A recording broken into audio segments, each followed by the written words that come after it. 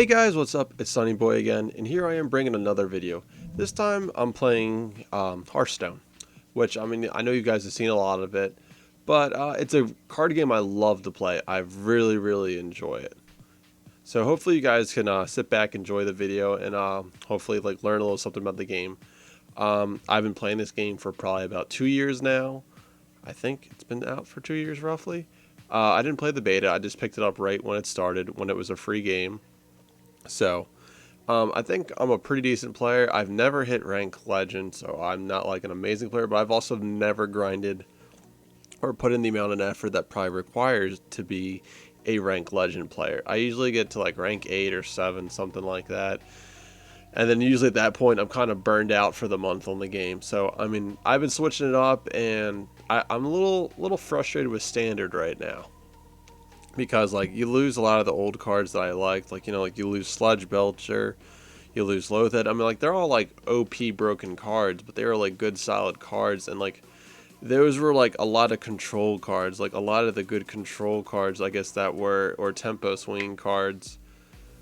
I guess that could bring you back into the game, are not currently in play, because I think they're following a Magic format, the top.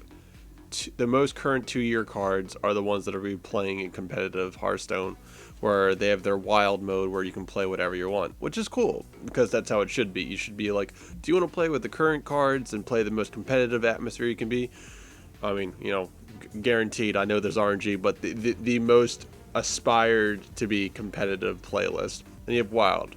I've been playing a lot of wild recently because there's a lot more freedom and a lot more different decks you see. It's not you're not just running into aggro shaman, you're not running into aggro hunter, you're not playing the super, just I know what's sad is I follow the competitive a decent bit. I don't follow it super crazy, but I have a generally good idea, and it's sad that I can just know every single card in their deck just from the first 3 moves they make. I'm oh, I know what deck this is.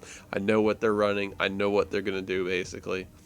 And it's just it's a lot of the new decks are super tempo-y, and they're just I understand there's a lot of thought into these super tempo combo decks that go face, you have to play and it has to just happen. But man, it sucks when you just die by turn 6. It's what the hell? It's I want to attribute this game to a game of chess, where you want to engage your opponent, and it should take over a course of X amount of turns. You should be able to hit at least turn 10 before you die. I don't know. I understand. It's not always gonna happen. Sometimes it's random, but there's quite consistently a lot of these tempo decks that are killing people, or these face decks that are tournament ready, that are just destroying people before it's turn 10, before you can even play a 10 mana card. That's ridiculous, I think. So, if you guys are wondering what deck I'm playing, I'm in the wild playlist, so I can play all the cards I want, and I really like that. It frees me up quite a lot. I am playing a Dragon Lock, which is basically hand lock, but with a lot of dragons. The problem with dragons in the standard, which I could run, is the fact that there's not too much freedom, I guess you could say. There's just, the decks are too good to beat the dragon deck. The dragon deck is a very good deck, but the problem with dragon decks is, well, I would say the problem, well, there's a problem. Dragon cards and the dragon deck theme cards are very value oriented. If you draw exactly what you need, if you play very well with dragon decks, all of their cards are super high valued. They're extremely valued, and it's almost unwinnable to beat them. The problem is they're essentially a combo deck, kind of. You got to have the right card. If you don't have a dragon in your hand, some of the dragon activated cards don't work. Twilight Guardian, 4 mana for a 3/6 taunt, and it's a dragon. That's amazing. It's great card. So, and then with this, I kind of infused some of the new cards. You got Bran in there, because a lot of the dragon effects are battle cries. If you notice, a lot of the dragons. So if I play Bran, I forget if I do it right here or not. Yeah, I think one of the games I did a Bran and then a Twilight Drake. And I had I had a 420. Ha ha ha, 420 blaze it. I had a 4 attack, 20 health Twilight Drake. And the guy just quit on me. It was the funniest thing I've ever seen. No, wait, it can't be. No, it was a 418, sorry. Because if you play a brand, then you lose 1 card. Is it 418 at that point? No.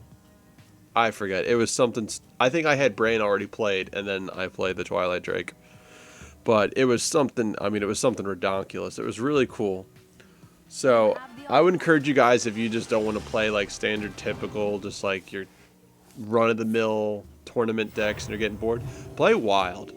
You're gonna run into some crazy decks sometimes, but then you're gonna it's different. It's different every time, so it's cool. You can actually like play all these these weird, crazy decks.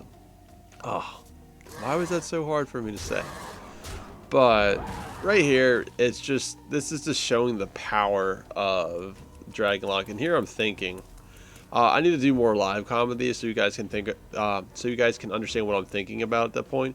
I think I'm trying not to play into any AoE because I understand, and I'm trying not to overdraw. I was thinking about tapping. I'm not sure if I do tap or not. I don't think I do tap because I think that would overdraw me. I think I just decided to just end the play, which is pretty smart for me back looking. Thinking about it later, because in Wild, Priest has the most ridiculous board clears. Like I think they had like Light Bomb and other stuff. Like the fact that they have a ton of board clears for later, because generally most of the cards they were running were health oriented, more so than anything. But right now, I think I'm just like analyzing the situation. I have a lot of cards. I mean, it's almost indefinite. I'm gonna win. I think what I'm looking for is just to draw draw Jiraxis soon and get him played as soon as possible. Because if I play Jiraxis and you can just spawn those 2/2s, you can spawn the 6/6 for 2 mana. The Priest only has so much removal and can't keep up with it overall, and you're just able to outvalue them. And here is like typical handlock. I'm just gonna value everything, count my cards, because you understand. I don't play Mountain Giants in this deck at all, which is something I think I should, but the problem is I don't have any Mountain Giants at all. So I guess here I just decided to pass. I'm not too sure. I think it's like basically at this point I know I have the game in the bag. There's like almost no way for me to lose this game except for me to make a dumb mistake, which, you know, inevitably will probably happen, but I still win. I know I win this game. Do I win this game? Well, we'll find out, won't we? But why would I post a game where I don't win? But why would I not post a game where I would not win, but I end up winning? To trick you into thinking I don't win, so you end up watching until the end. Because, you know, it's like a over 10 minute video. Oh, there's the top deck with the Dark Bomb. Oh, I feel so salty. Like, this deck's so good. And the fact that you can tap and just out-tempo people is ridiculous. I think I just play Alexstrasza and just push face. Just like, I'm like... Yeah, that's what I would have done now I'm thinking about it. Because look, he's at 11 health. What are you going to do? You're at 11 health and I have 12 on the board. And I got burst damage. I got Unveiling Power, I think. Is that the one mana boost your character 4/4 till he dies? And I got Dark Bomb. Obviously doesn't die because we got a few more minutes of this video. But I guess enough of this deck. Enough of like Hearthstone right now. We've been talking about it for like, what, 9 minutes right now? So I want to ask you guys, what do you guys want to see? Like, I know I only got a few views on the last video. God, I gotta work on this. Talk way too fast. But I got some views, which was pretty decent. I expect it to be low. I'm not expecting to all of a sudden be thrown back into receiving like hundreds of views or even the sum of thousands of views I had on some of my videos. I don't expect that at all.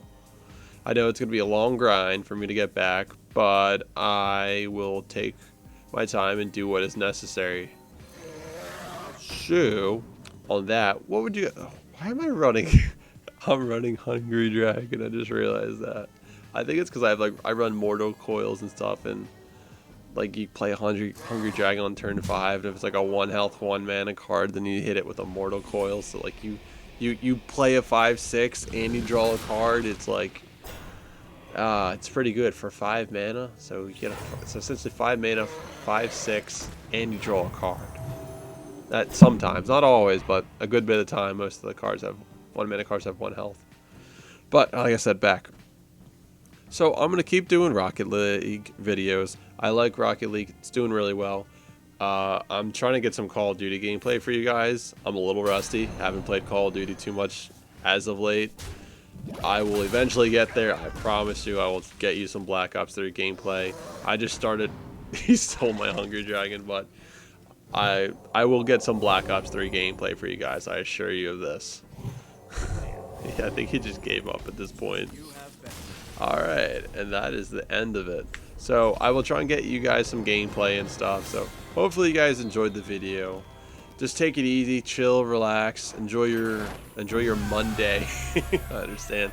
So hopefully you guys enjoy the video. I'm SunE Boy. See you guys later. Peace.